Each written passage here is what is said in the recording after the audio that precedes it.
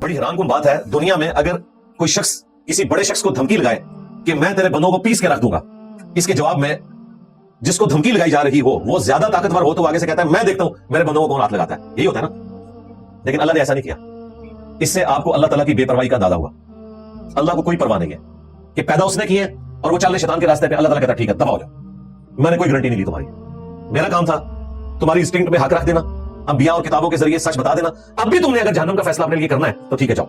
وَلَقَدْ ذَرَأْنَا لِجَهَنَّمَ كَثِيرًا مِنَ الْجِنِّ وَالْإِنسِ، اور بے شک لوگوں کی اکثریت جنوں اور انسانوں میں سے پیدا ہی اس لیے ہوئے ہیں کہ وہ جہنم میں جائیں. وَلِعَوْذُ بِاللَّهِ تعالیٰ. اور وہ اللہ تعالیٰ نے جان بوجھ کے نہیں کیا. اللہ تعالیٰ فرمایا کہ ہم نے انہیں عقل دی تھی، یہ سوچتے نہیں، انہیں آنکھیں دی تھی یہ دیکھتے نہیں، انہیں کان دیے تھے یہ سنتے نہیں، انہیں عبرت حاصل نہیں کرتے. اولئک کالانعام بل هم اضل. یہ چوپایوں کی مانند ہے بلکہ اس سے بھی کہیں گزرے. وہ ایک الگ چیز. اللہ تعالیٰ کسی پہ ظلم کرنے والا نہیں ہے. اللہ تعالیٰ نے حق واضح کر دیا. اب یہاں پہ بھی دیکھیں اللہ تعالیٰ فرما رہا ہے کہ جو کوئی بھی تیری پیروی کرے گا نا اس کا پھر بدلہ یہی ہے کہ وہ پھر جہنم میں جائے گا اور بھرپور سزا ہے اس کے لیے. اب اس کے ساتھ اللہ تعالیٰ نے پھر کھلی چھٹی دے دی ہے شیطان کو